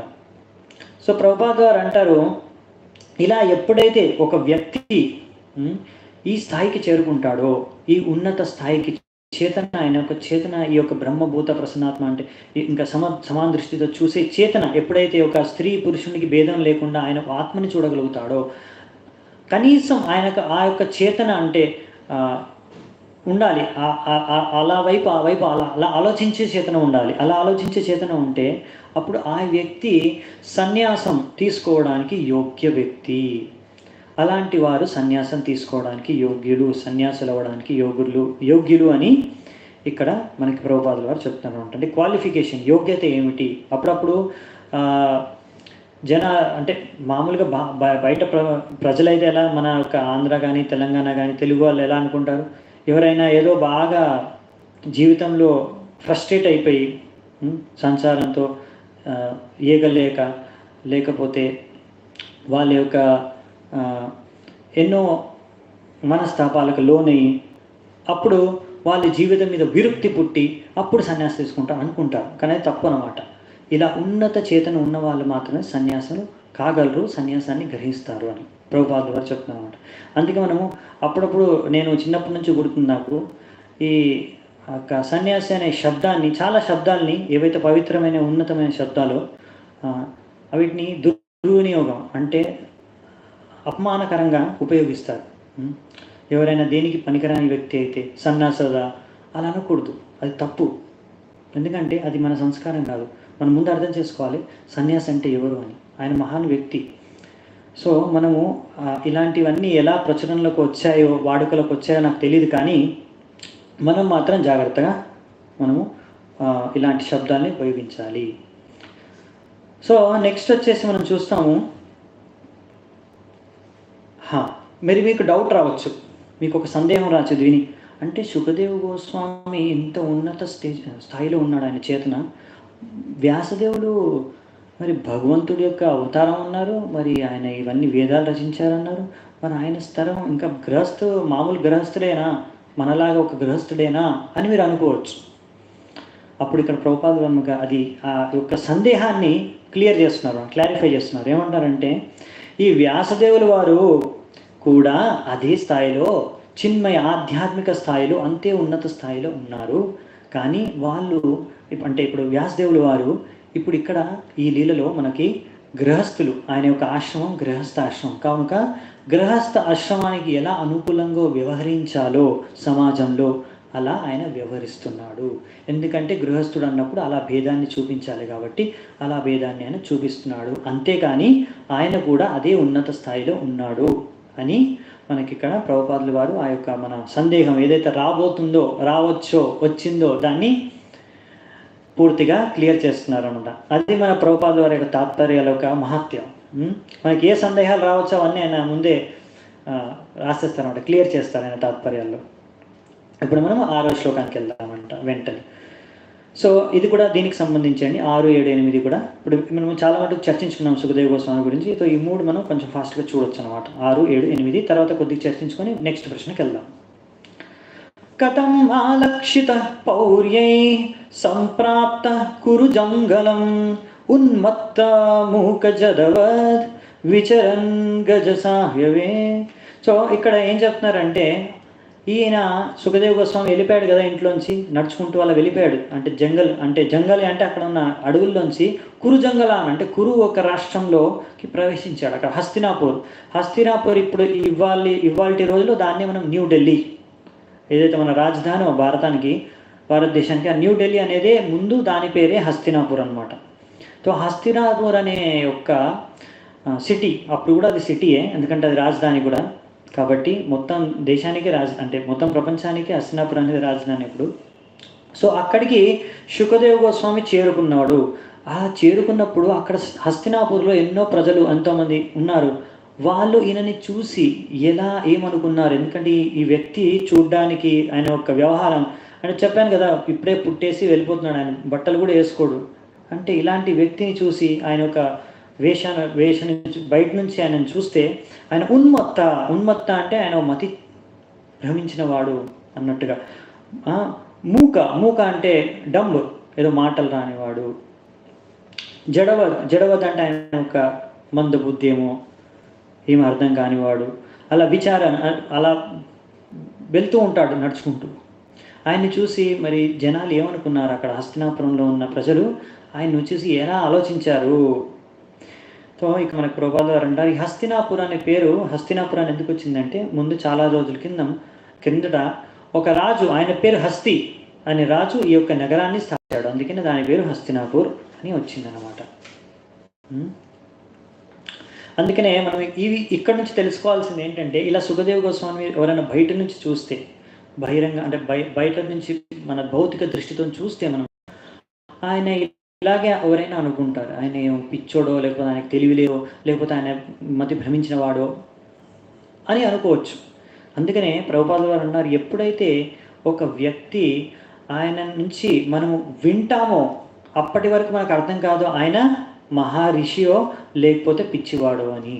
అందుకనే మనం ఎలా గుర్తించాలి ఎవరైనా సాధువు, మహారిషి, మహాభక్తుడు అనే విషయాన్ని వాళ్ళ ముఖాన్ని నుంచి ఎప్పుడైతే మనం వింటామో అప్పుడే మనం తెలుసుకోగలము. అలాగే మనం తెలుసుకోవాలి. అంతేగాని బయట నుంచి చూసి ఈయన చూడడానికి బాగా అందంగా ఉన్నాడు, లేకపోతే ఈయన చూడడానికి బాగా నీట్ క్లీన్గా ఉన్నాడు కాబట్టి ఈయన ఎంతో మహాభక్తుడు అయి ఉండొచ్చు, అలా మనం అనుకోకూడదు అనమాట. బయట నుంచి కూడా మనము ప్రభుపాదుల ద్వారా మనం పర్ఫెక్ట్ జెంటిల్మెన్, ఎందుకంటే మనం ఇంకా ఆ స్థాయికి చేరుకోలేదు కదా. సో మనం మాత్రం మన యొక్క సాధన ప్రకారం మనం అలా వాళ్ళ సుఖదేవ్ గోస్వామి మనము ఇమిటేట్ చేయలేము అనమాట. అలా నకలు చేయకూడదు. మనం మాత్రం మన యొక్క సాధన భక్తి ద్వారా మనము క్లీన్గా నీట్గా మనం జెంటిల్మెన్. ప్రభుపాదులు అన్నాడు, నా భక్తులందరూ అంటే మా శిష్యులందరూ పర్ఫెక్ట్ జెంటిల్మెన్. అలా జెంటిల్మెన్లో మనం కూడా నీట్ అండ్ క్లీన్గా ఉండాలన్నమాట. సో ఇక్కడ మనము ఇంకొక 2 శ్లోకాలు ఉన్నాయి శుకదేవ్ గోస్వామి గురించి. వాళ్ళు అడుగుతున్నారు, కథం వా పాండవేయస్య రాజర్ష్యేర్మునినా సహ సంవాదః సంభూతాత యత్రైషా సాత్వతి శృతి. సో ఇక్కడ ఏమడుతున్నారంటే, ఆయన అక్కడ హస్తినాపురికి చేరుకున్నాడు కదా, ఇలా తిరుగుతూ ఉన్నాడు కదా, అప్పుడు ఆయన పరీక్షిత్ మహారాజుని కలిసే ఉంటాడు. అప్పుడే కదా భాగవతం ఆయన పరీక్షిత్ మహారాజు చెప్పింది. మరి ఈ యొక్క వాళ్ళిద్దరి యొక్క కలయిక, పరీక్షిత్ మహారాజు శుకదేవ్ గోస్వామి మహారాజు యొక్క కలయిక ఎలా జరిగింది, దీని యొక్క పరిస్థితులు ఏ పరిస్థితుల్లో జరిగింది. ఎందుకంటే అప్పుడే కదా భాగవతం అనేది శుకదేవ్ గోస్వామి వారు చెబుతారు. ఈ యొక్క కలయిక వాళ్ళిద్దరిది ఎలా జరిగింది, ఇది ఒక ప్రశ్న. అంటే ఇవన్నీ సుఖదేవ్ గోస్వామికి సంబంధించినవే. అంటే పరీక్షిత్ మహారాజు కూడా సంబంధించి కొద్దిగా ఉంది. తర్వాత మళ్ళీ పరీక్షిత్ మహారాజు గురించి వాళ్ళు ముఖ్యంగా విశేషంగా అడుగుతారు. అందుకే అది సపరేట్గా మళ్ళీ చూద్దామంట దీని తర్వాత, నెక్స్ట్ శ్లోకం నుంచే, ఒక శ్లోకం తర్వాత నుంచే. సో అదే ఈ విషయాన్ని మనం ఆల్రెడీ చర్చించుకున్నాము, ఈ 8వ శ్లోకము. కానీ మనము రిసైట్ చేద్దాము. సగో దహన మాత్రం హి గృహేషు గృహమేదినాం అవేక్షతే మహాభాగస్ తీర్థి కుర్వాంస్తదాశ్రమం. సో ఆయన ఎప్పుడైనా ఎవరైనా ఇంటికి వెళ్తే వాళ్ళ ఇంటి దగ్గర ఎంతసేపు ఉండేవాడు, గోదహన జరిగేంతవరకు, అంటే అరగంట కానీ ఎక్కువ ఉండేవాడు కదా అనమాట. అలాంటి అతను ఇలా మహారాజుతో ఎప్పుడు కలిశాడు, పరీక్షితు మహారాజుతో ఎప్పుడు కలిసి 7 రోజుల వరకు ఒకే చోట కూర్చొని ఎలా చెప్పాడు, దీనికి గల పరిస్థితులు, దాని యొక్క బ్యాక్గ్రౌండ్ ఏంటి అనేది అడుగుతున్నారు అనమాట ఇక్కడ. సో ఇది సుఖదేవ గోస్వామి గురించి అడిగిన ప్రశ్నలు శౌనకాది ఋషులు. ఇప్పుడు నెక్స్ట్ వచ్చే 2 ప్రశ్నలు వాళ్ళు పరీక్షిత్ మహారాజ్ గురించి అడుగుతారు. దానికన్నా ముందు మనకు ఒక ఇంపార్టెంట్ పాయింట్ ఉంది, అది చూసుకొని మనం ముందుకు వెళ్దామంట. ప్రభుపాదుల తాత్పర్యంలో ఈ యొక్క శ్లోకానికి, 8వ నంబర్ శ్లోకానికి. సో ఆయన చెప్తున్నారు, ఎవరైతే ఇలా వైరాగి అంటే సన్యాసులు, బ్రహ్మచారులు ఎవరైతే ఉన్నారో వాళ్ళ యొక్క ముఖ్య కర్తవ్యం ఏమిటి అంటే ఇలా మనం సుఖదేవ్ గోస్వామి గురించి చూసి నేర్చుకోవాలి. మనం ఎలా సుఖదేవ్ గోస్వామి ఏంటంటే ఆయన ఎందుకు వెళ్ళేవాడు వాళ్ళ ఇంటికి అంటే వాళ్ళ యొక్క ఇల్లుని పరివర్తనం చేయడానికి. ఎలా అంటే మనము ఎక్కడైనా అదే చెప్తున్నారు ప్రభుపాదులు, ఎప్పుడైనా మనం ఇక్కడ ఎవరైతే బ్రహ్మచారులు కానీ సన్యాసులు ఉన్నారో వాళ్ళు ఎవరైనా గృహస్థులు ఇంటికి వెళ్తే ఎందుకు వెళ్ళాలి, అక్కడ ఇలా వ్యవహరించాలి అనే విషయాన్ని చెప్తున్నారన్నమాట. మనం అక్కడ వెళ్ళినప్పుడు కృష్ణ కథ, ఇలా భాగవతం, ఇలా భగవంతుడి విషయాలు చర్చించి వాళ్ళకు కూడా ఆ విధంగా మనం వాళ్ళకు ఉపయోగకరంగా వాళ్ళకి సహాయం చేయాలి. అలా మనము ఇది మన సేవ అని ప్రభుపాదులు వారు ఇలా సన్యాసులు చేయాల్సిన సేవ అనేసి ఈ విధంగా ఆ గృహస్థులకు వాళ్ళు హెల్ప్ చేయగలుగుతారు, సహాయం చేయగలుగుతారు అని చెప్తున్నారు అనమాట. అలా కాకుండా ఒకవేళ ఈ సన్యాసులు కానీ వైరాగ్యం పుచ్చుకున్న వాళ్ళు కానీ ఇలా గృహస్థులు వాళ్ళ ఇంటికి వెళ్ళి అరే వీళ్ళు చాలా బాగుంది, చాలా పెద్దగా ఉంది, వీళ్ళు చాలా డబ్బులు ఉన్న వాళ్ళు ఉన్నట్టున్నారు ఓకే అనేసి ఇలా దానికి ఆశపడి వాళ్ళతో పాటు స్నేహం చేయడం, వాళ్ళతో పాటు అంటే సోషల్గా వ్యవహరించడం, గడపడం, టైంపాస్ చేశారనుకోండి, ఇది మంచిది కాదు. ఇది ఎలా అంటే ఇది ప్రభుపాద్ గారు రాశారు ఇంగ్లీష్లో ఎక్కడైతే, is much more dangerous than drinking poison and committing suicide. అంటే ఇది ఎంత భయంకరం అంటే వాళ్ళకి, అంటే ఎవరైతే సన్యాసం కానీ బ్రహ్మచర్యంలో ఉన్న వాళ్ళకి అది విషం తాగడం కన్నా, సూసైడ్ అంటే ఆత్మహత్య చేసుకోవడం కన్నా చాలా భయంకరమైన విషయం. అంటే ఇవి రెండు కానీ ఇంకేం భయంకరం ఉంటుందంటే చాలా భయంకర విషయాన్ని అర్థం చేసుకోవడానికి చెప్తున్నాడు ప్రభుపాదు. కనుక మరి మీరు అనుకోవచ్చు మేమందరం బ్రహ్మచారులు సన్యాసులు కాదండి, మేము గృహస్థులు అనుకోవచ్చు. అంటే మీకు తెలియాలి, ఒక బ్రహ్మచారి కానీ సన్యాసి కానీ ప్రచారం చేయడానికి గృహస్థుల వాళ్ళ ఇంటికి వస్తుంటారు, వెళ్తూ ఉంటారు. కాబట్టి మనము అలా ఎలా వాళ్ళ నుంచి మనము ఏం ఆశించాలి అని ఒకసారి గృహస్థులకు కూడా అర్థం కాదనమాట. సన్యాసులు బ్రహ్మచారులు వస్తే వాళ్ళ ఇంటికి ఆహ్వానించాలి, వాళ్ళకి సేవ చేయాలి, మనము వాళ్ళకి ఆదరణ ఇవ్వాలి. వాళ్ళ దగ్గర నుంచి మనము ఈ భగవత్ తత్వాన్ని, భగవంతుడి గురించి తెలుసుకోవాలి, భక్తి గురించి విషయాలు, ఈ విషయాలు భగవంతుడికి సంబంధించిన విషయాలు, భగవంతుడికి సేవకు సంబంధించిన విషయాలు మాత్రం చర్చించాలి. అంతేగాని భౌతిక విషయాలు, ఇంకా అలా ఇంద్రియ తృప్తి విషయాలు కానీ చర్చించడం, వేరే ఏవైతే భక్తికి సంబంధించినవి కాకుండా అవి చేయకూడదు. ఎలా వ్యవహరించాలని మనం అర్థం చేసుకోవాలి. ఒకవేళ మీరు చూసారనుకోండి, ఎవరైనా ఇలా వచ్చి అన్ని భౌతిక విషయాల్లో ఆసక్తి చూపిస్తున్నారు, ఎక్కువ ఆధ్యాత్మిక విషయాల మీద ఆసక్తి లేదనుకోండి, మీరు అర్థం చేసుకోవాలి వీరు సరైన సన్యాసులు కానీ సరైన సాధువులు కాదు అని. సో ఇప్పుడు మనము ముందుకెళ్దామంట. 3వ ప్రశ్నకి, ఈ 3, 4, 2 ప్రశ్నలు పరీక్షిత్ మహారాజుకు సంబంధించినవే. 3వ ప్రశ్న వచ్చేసి పరీక్షిత్ మహారాజు యొక్క జన్మ మరియు ఆయన యొక్క కార్యకలాపాల గురించి. ఇంకా 4వ ప్రశ్న వచ్చేసి ఆయన ఎలా అన్నిటినీ త్యజించి త్యాగం చేసేసి ఇలా భాగవతాన్ని వినడానికి సిద్ధపడ్డాడు అనే విషయం అన్నమాట. సో మనం ఇది సంక్షిప్తంగా చూసాము. ఇప్పుడు మనం శ్లోకాలను చూసుకుంటే మనకు అర్థమైపోతుంది. సో 9వ నంబర్ శ్లోకం. అభిమన్యు సుతం సూత ప్రాహుర్భాగవతోత్తమం తస్య జన్మ మహాశ్చర్యం కర్మాణిచ్చ గృణీహినః. సో ఇక్కడ చెప్తున్నారు, ఆయన పరీక్షిత్ మహారాజుని గుణగానం చేస్తున్నారు. ఏమని? ఆయన అభిమన్యు సూత, అవునా, అభిమన్యుడి యొక్క పుత్రుడే కదా పరీక్షిత్ మహారాజు. మీకు తెలుసో లేదండి, నేను ముందు చెప్పలేదు కానీ తెలుసు అనుకున్నాను మీకు.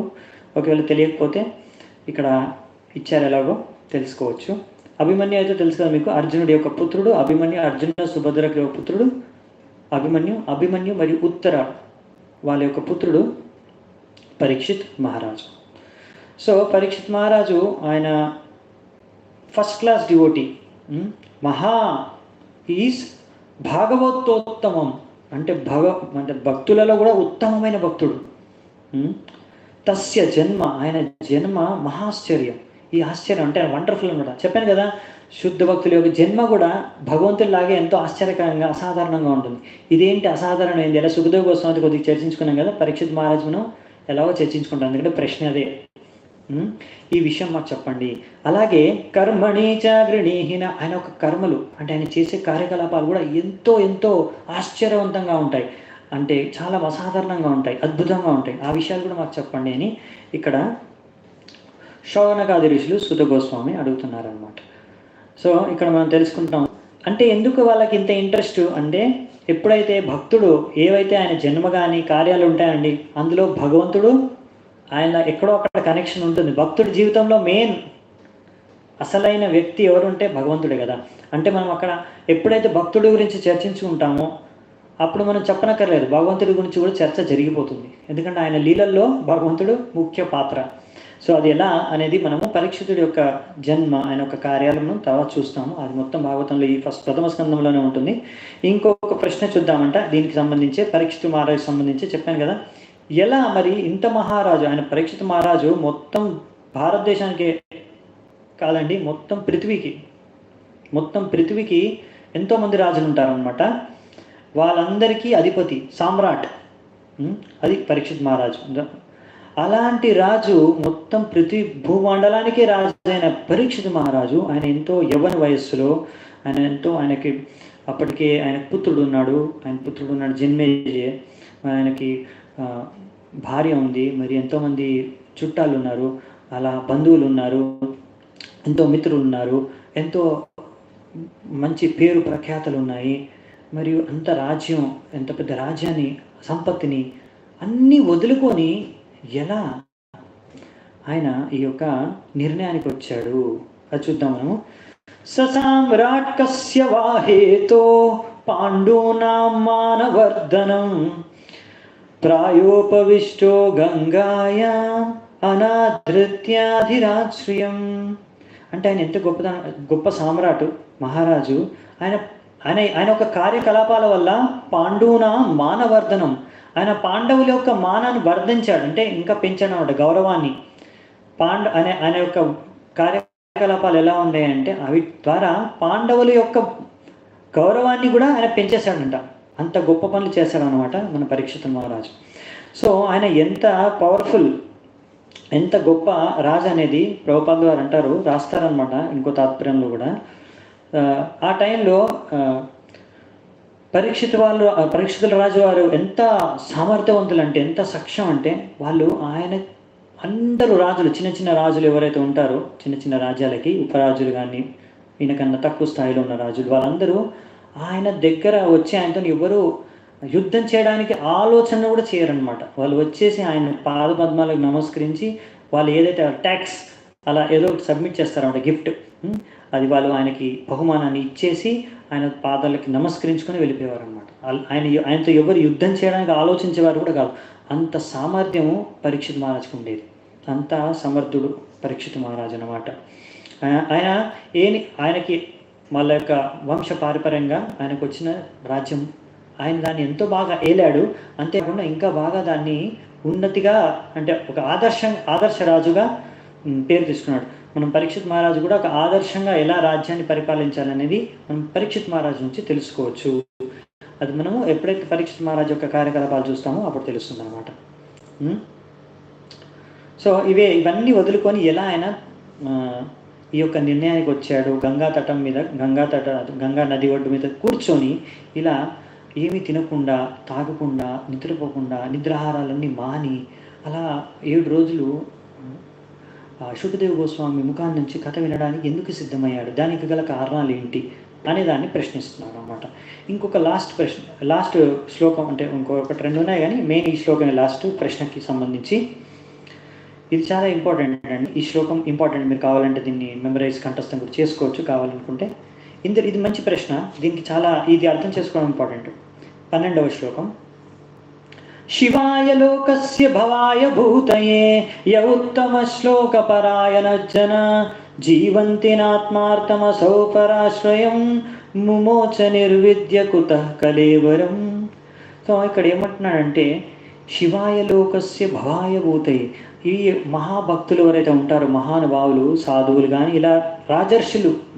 ఇప్పుడు ఇక్కడ ఈయన సన్యాసి కాదండి, పరీక్షిత్ మహారాజు గృహస్థుడే, కానీ ఆయన కూడా మహాభక్తుడు. సో ఇలాంటి మహాభక్తులు ఎవరైతే ఉంటారో వీళ్ళందరూ వాళ్ళ కోసము జీవించరండి. వాళ్ళు జీవించడానికి గల కారణం ఓన్లీ నా కోసమే, నా యొక్క పరివారం కోసమే, నా యొక్క పిల్ల పాపల కోసమే కాదండి. వాళ్ళ యొక్క ఇంద్రియాన్ని భోగించడం కోసం జీవించరండి. వీళ్ళు జీవించేది సర్వలోక కళ్యాణం కోసం, అందరి ప్రజల కోసం, అందరి ప్రజలు బాగు కోరి వాళ్ళ కోసం వాళ్ళు జీవిస్తారండి. సో ఇక్కడ ఏమంటారంటే అలా ఆయన యొక్క శరీరం కూడా ఎంతోమంది ప్రజలండి, మొత్తం ఆయన పృథ్వీకే రాజు అంటే కోట్లాది మంది ప్రజలందరికీ ఆయన శరీరమే ఆశ్రయం. ఆయన ఆశ్రయం కదా, ఆయనను ఆశ్రయించే కదా వాళ్ళు, ఆయన యొక్క సపోర్ట్తోనే, ఆయన యొక్క రక్షణలోనే వాళ్ళు ఎంతో క్షేమంగా ఉన్నారు. వాళ్ళు ఎంతో క్షేమంగా వాళ్ళ ధర్మాన్ని పాటిస్తూ వాళ్ళు కూడా భగవద్ధామానికి వెళ్ళిపోతున్నారు. ఇవన్నీ ఆయన కదా మెయిన్ ఆశ్రయం. మరి ఆయన అలాగైనా ఆలోచించవచ్చు కదా, నా మీద ఇంతమంది ప్రజలు నన్ను ఆశ్రయించారు అంటే నా శరీరం అనేది, అంటే నా యొక్క జీవితం అనేది వీళ్ళందరికీ ఉపయోగకరం. ఇలా నేను ఇప్పుడు మరి అన్నీ త్యాగించి, అంటే నా రాజ్యము అన్నీ త్యగించేసి ఇలా నేను మరి ఎందుకు ఇలాంటి పనికి, అంటే ఇలాంటి నిర్ణయానికి తీసుకున్నాడు పరీక్షిత్ మహారాజు? దీనికి గల పరిస్థితులు, కారణాలు ఏమిటి అని ఇక్కడ శౌనకాది ఋషులు సూత గోస్వామిని అడుగుతున్నారు. ఇది చాలా ఇంపార్టెంట్ ప్రశ్న. అందుకనే మనం అనుకుంటాం కదా, సో ఈ మహారాజు అయినా కానీ వీళ్ళకి ఎంతో బాధ్యతలు ఉంటాయి. ఇక్కడ ప్రభుపాదుల వారు అంటారు, మహారాజు అనే అతను నరదేవ అంటాం మనం, అంటే భగవంతుడికి ప్రతినిధిత్వం వహిస్తున్నాడు అనమాట. మహారాజు అనే అతను, రాజు భగవంతుడికి ప్రతినిధిత్వం, నరదేవ అంటారు. ఎందుకంటే ఆయన అందరు ప్రజలకి భగవంతుడి తరఫున ఆయన రక్షణ కలిగిస్తున్నాడు. ఆయన యొక్క మెయిన్ రక్షణ ఏంటంటే వాళ్ళకు అన్ని సదుపాయాలు కలిగిస్తాడు. వాళ్ళ యొక్క జీవనానికి, భౌతిక జీవనానికి కావాల్సిన అన్ని సదుపాయాలు కలిగించి వాళ్ళకి సంరక్షణ, వాళ్ళకి ఏ రకమైన ఇన్సెక్యూరిటీ, ఏ రకమైన అశాంతి లేకుండా వాళ్ళు సుఖంగా ఉండేటట్లుగా చూస్తాడు అనమాట. అలా ఉంటే, అంతేకాకుండా ధర్మాన్ని కూడా రక్షిస్తాడు. అది ముఖ్యంగా. ఇవన్నీ ఎందుకు అలా మెయింటైన్ చేస్తారంటే అప్పుడు వాళ్ళందరూ ఎంతో సులువుగా, ఎంతో ఏ కష్టం, ఏ సమస్య లేకుండా ధర్మాన్ని పాటించి వాళ్ళ యొక్క మానవ జీవితాన్ని పర్ఫెక్ట్ సిద్ధపరచుకోవడానికి ఇక్కడ ఆయన ఎంతో దోహదపడతారనమాట. ఓకే, నేను 11వ శ్లోకం మిస్ చేశాను. థ్యాంక్ యూ వెరీ మచ్ నాకు గుర్తు చేసినందుకు. చూద్దామంట అది కూడా. నమంతి యత్పాదనికేతమాత్మనః శివాయ హానీయ ధనాని శత్రవః కథం సవీరా శ్రియమంగదుష్టజం యువై సతో సృష్టుమహో సహాసుభిః. ఇదేనండి, దీని యొక్క అర్థాన్ని మనం చర్చించుకున్నాం, కానీ శ్లోకం నేను పారాయణం చేయలేదు. ఇది ముందే ఒకసారి నేను చెప్పేశాను కదా. ఎంతో అందరు రాజులు కూడా ఆయన కాళ్ళ మీద పడి ఉంటారు, అంటే కాళ్ళ దగ్గర వచ్చి వాళ్ళు నమస్కరిస్తారు. ఎందుకు అంత భయపడతారు ఆయనకి. ఆయనతో యుద్ధం చేసుకునే అంత సామర్థ్యం ఏ రాజుకి లేదు. అంటే ఆయనకు అంత శక్తి, అంత సామర్థ్యం, అంత యవ్వన వయస్సు ఉన్న పరీక్షిత్ మహారాజు అన్నీ ఎలా వదిలేసి త్యజించి ఈ నిర్ణయానికి వచ్చాడు అనేదే దాని యొక్క అర్థము. అంటే దాని అర్థాన్ని మనం చర్చించుకున్నాం, కానీ శ్లోకాన్ని నేను రిసైట్ చేయలేదు. సో ఇక్కడ ప్రభుపాదుల వారు అంటున్నారు, ఇలా మనము ఒక రాజు అనే అతను ఇలా పాలించాలి అందరినీ, ప్రజలు అంటే ఇక్కడ ఆయనకి రాజ్యంలో మనుషులే కాదండి, అక్కడున్న పశువులు కూడా ఆయన సమానంగా, రాజు అనే అతను పశువులు మనుషులు అందరికీ సంరక్షణని కలిగిస్తాడు. ఆయనే అసలైన రాజు. అలా అది మంచి రాజు, అంటే అది మంచి విధంగా రాజ్యాన్ని నడపడం అని ఇక్కడ ప్రభుపాదుల వారు అంటారు. అంతేకాని ఇవాళ మనం చూస్తాం, ఇవాళ ఉన్న రాజ్యం అంటే భారతదేశాన్ని కానీ ఏ దేశాన్ని ఏ మినిస్టరో, ఏ ప్రెసిడెంటో, ఎవరో ప్రైమ్ మినిస్టర్, ఏమైనా పేరు కానివ్వండి, ఎవరైతే శాసిస్తున్నారో వాళ్ళు ఏం చేస్తున్నారు, ఇలా అందరినీ ఒక సమానంగా చూడట్లేదు. వాళ్ళు ఏం చేస్తున్నారు, ఈ కసాయిఖానాలు, అంటే కసాయిఖానా అంటారు కదా, అంటే ఎక్కడైతే అన్నీ ఒక పశువులని నరికి చంపి తినేస్తున్నారు. ఇవి మంచిది కాదు. వాళ్ళు అనుకుంటున్నారు మనుషులు మాత్రమే ప్రజలు, వీళ్ళొక్కరినే నేను సంరక్షించాలి, వాళ్ళు పశువుల్ని మనం తినడానికే అవి పుట్టాయి అన్నట్టుగా వాళ్ళు వ్యవహరిస్తున్నారు. ఇది తప్పు. ఇప్పుడు దాన్ని ఇంకా ఫార్మింగ్ అని కూడా అంటున్నారు. మనం ఫార్మింగ్ అంటే ఓన్లీ మనం ఒక అగ్రికల్చర్, పొలాలు పండించడమే, దాన్నే మనము వ్యవసాయం అంటాం. కానీ ఇప్పుడు వీళ్ళు ఇలా ఆవుల్ని, మేకల్ని, ఇంకా కోడుల్ని, ఇలాంటి అన్ని ప్రాణుల్ని కూడా, జీవుల్ని కూడా, వాటిని కూడా పెంచి పోషిస్తున్నారండి. దీన్ని కూడా వాళ్ళు ఏమంటున్నారంటే ఇది కూడా ఒక వ్యవసాయం లాంటిదే, వీటిని పెంచేది మళ్ళీ అంత చంపేసి తినడానికే అని ఇలా ఎలాగైతే వాళ్ళకి ఇంకా సబ్సిడీలు అవి ఇస్తుంటారో, ప్రభుపాదుల వాళ్ళు అంటున్నారు ఇది తప్పు, ఇది అసలైన ఒక రాజు ఇలా వివరించకూడదు. అందుకే ప్రభుపాదుల వారు మళ్ళీ చెప్తారు, ఇలా ఎప్పుడైతే మంచి రాజు అంటే ఈ కషాయఖానాలు ఏవైతే ఉన్నాయో వాటన్నిటిని బంద్ చేసేయాలని. సో ఇక్కడ మనకి చెప్తున్నారు అనమాట. ఎందుకంటే రాజు అనేవాడు, చెప్పాం కదా, భగవంతుడికి ఒక ప్రతినిధి. భగవంతుడికి అందరూ సమానం, అవునా? అందరూ వాళ్ళు మూగజీవి అనేసి, ఆ మూగజీవులు ఏమి మనకి చేయలేవు అనేసి మనము వాటిని చంపేయడం అది పద్ధతి కాదు, అది సంస్కారం కాదు అని మనకి ఇక్కడ ప్రభుపాదుల గారు చెప్తున్నారనమాట. ఇలా ఎప్పుడైతే ఒక రాజు వ్యవహరిస్తాడో అప్పుడు ఆ యొక్క దేశం, ఆ యొక్క ప్రదేశం అనేది సమృద్ధిగా ఉంటుందన్నమాట. వాళ్ళకి ఏ కరువులు, ఏ రకమైన ప్రకృతి వైపరీత్యాలు రాకుండా ఉంటాయి. అందుకే మనం చదువుతాం ఇప్పుడు కూడా వెంటనే ఈ భాగవతంలో అవన్నీ చూస్తాం మనం.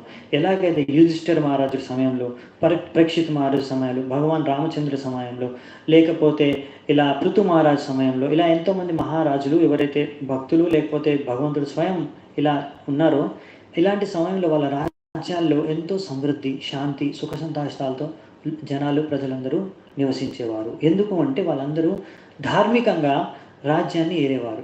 వాళ్ళు ధర్మాన్ని పాటించేవాళ్ళు, ప్రజలందరికీ కూడా ధర్మాన్ని బోధించేవారు, వాళ్ళని కూడా పాటించమని చెప్పేవాళ్ళు. ఇవన్నీ కూడా మనం ఎన్నో ఉదాహరణలు మీకు చెప్పిన పేర్లలోనే ఆ ఉదాహరణలో వాళ్ళ యొక్క ఆచరణలో, వాళ్ళ యొక్క వ్యవహారంలో మనం చూస్తామన్నమాట. ఇవన్నీ మనం లీలలో స్టోరీ మాత్రమే కాదు, ఎవరు చచ్చారు, ఎవరు పుట్టారు, ఎక్కడ ఎవరిని కిడ్నాప్ చేశారు, ఇవన్నీ కాదండి. దాంతో పాటు మనం ఇక్కడ ఎన్నో విషయాలు వాళ్ళ యొక్క వ్యవహారం నుంచి, అంటే భక్తుల యొక్క లైఫ్, వాళ్ళ యొక్క చరిత్ర నుంచి నేర్చుకోవచ్చు అన్నమాట. ఈ రోజుకి మన లాస్ట్ శ్లోకం చూసుకొని ముగిద్దామంట. తత్సర్వం నః సమాచక్ష్వ పృష్టో యదిహ కించన మన్యే త్వాం విషయే వాచాం స్నాతమన్యత్ర ఛందసాత్. ఇప్పుడు చూడండి, ఇది ఇంకా చాలా ఇంపార్టెంట్ శ్లోకం. ఇది కూడా అంటే నేర్చుకోవడానికని కాదు, కానీ దీంట్లో మీనింగ్ అనేది చాలా ఇంపార్టెంట్. ప్రభుపాదుల తాత్పర్యం చాలా చాలా ఇంపార్టెంట్. అది మెయిన్ ఇక్కడ మనకి. ఇక్కడ వీళ్ళందరూ శౌనకాది ఋషులు అంటున్నారు, ఏమంటున్నారంటే తత్సర్వం న సమాచక్ష్వ పృష్టో యది కించన. సో ఆయన చెప్తున్నారు, మన్యేత్వం విషయే వాచం స్నాత అన్యత్ర ఛందస. మీరు ఎంతో పాండిత్యం ఉన్నవాళ్ళు, మీకు అన్ని సబ్జెక్ట్స్, అంత జ్ఞానానికి సంబంధించిన అన్ని విషయాలపైన మీకు పాండిత్యం ఉంది. వేదాలన్నీ మీరు చదివారు, నేర్చుకున్నారు పరంపరలో, మీకు అన్నీ బాగా తెలుసు. కాబట్టి కనుక మీరు మా యొక్క ప్రశ్నలకు సరైన విధంగా సమాధానాలు ఇవ్వడానికి యోగ్యులు అని చెప్తున్నారు. ఒక్క చిన్న లోపం ఉంది మీలో, ఏంటంటే మీకు కొన్ని అన్యత్ర ఛందసాత్, అంటే కొంచెం వేదాల్లో కొన్ని విషయాల పట్ల మీకు అంటే ఎక్స్పర్టైజ్ అనేది లేదు. ఆ లోపం ఏంటి? వేదాలు ఏదో కొద్దిగా మీకు ఎక్స్పర్ట్ అందులో మీరు ప్రవీణులు కాదు ఒక విషయం, చిన్న విషయంలో. కానీ అదేమీ మాకు ముఖ్యమైనది కాదు, మీరు యోగ్య వ్యక్తులే. ఆ చిన్న విషయం మీకు రాకపోయినా కానీ అదేంటి అనేది మనకి ఇక్కడ ప్రభుపాద వారు ఎక్స్ప్లెయిన్ చేస్తున్నారు. అంటే సూత గోస్వామికి ఏం లోపం ఉంది అంటే, ఆయనకు వేదాలు అన్నీ వచ్చి అంటున్నారు, మరి ఏదో కొద్దిగా రాదంటున్నారు. అదేంటి అంటే ప్రభుపాద వారు అంటున్నారు అనమాట. ఇది ఎలాంటి మనకు ఉదాహరణ ఇస్తున్నారు మనకు అర్థం చేసుకోవడానికి. ఎలాగైనా మనకు వేదాలు ఉన్నాయి, పురాణాలు ఉన్నాయి. అవునా?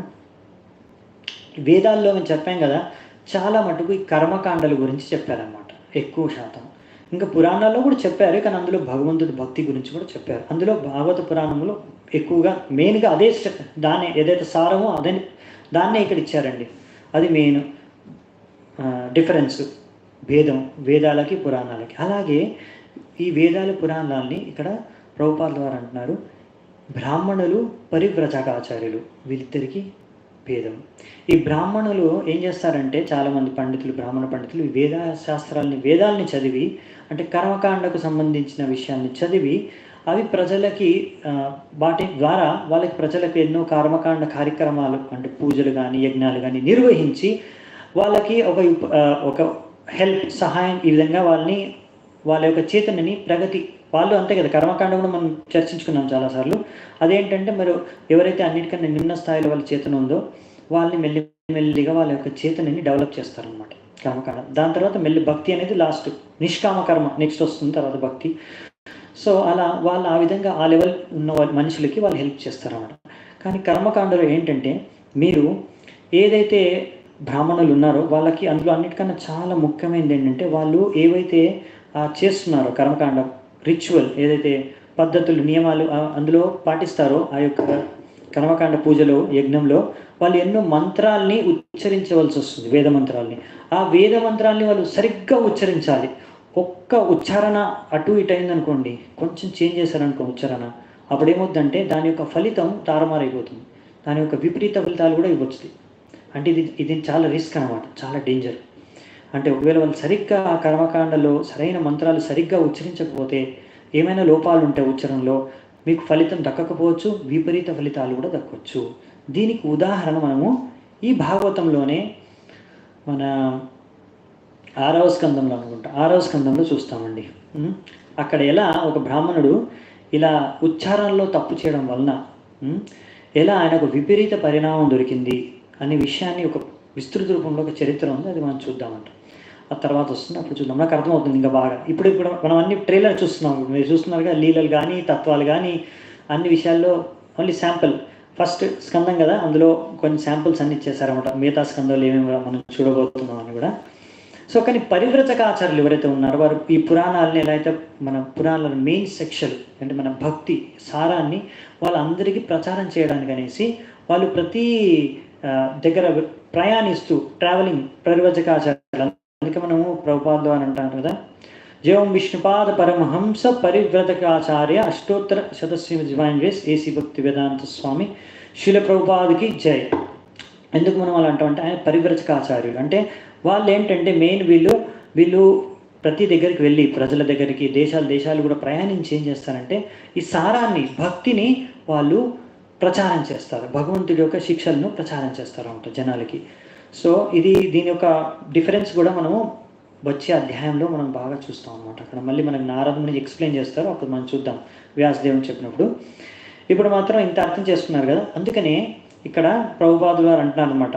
అందుకని మనకి అంటే మనము ప్రచారం చేస్తాం కదా, మనలో ఇలాంటి లోపాలు ఉండొచ్చు, మనము ఉచ్చారణలో అంత పర్ఫెక్ట్ కాకపోవచ్చు, ఒక శ్లోకాన్ని ఉచ్చరించడంలో మనం పర్ఫెక్ట్ కాకపోవచ్చు, కానీ మనం సారం గ్రహించి దాన్ని మాత్రం ప్రచారం చేసి ఇలాగే మనం కూడా మన ఆచార్యుల యొక్క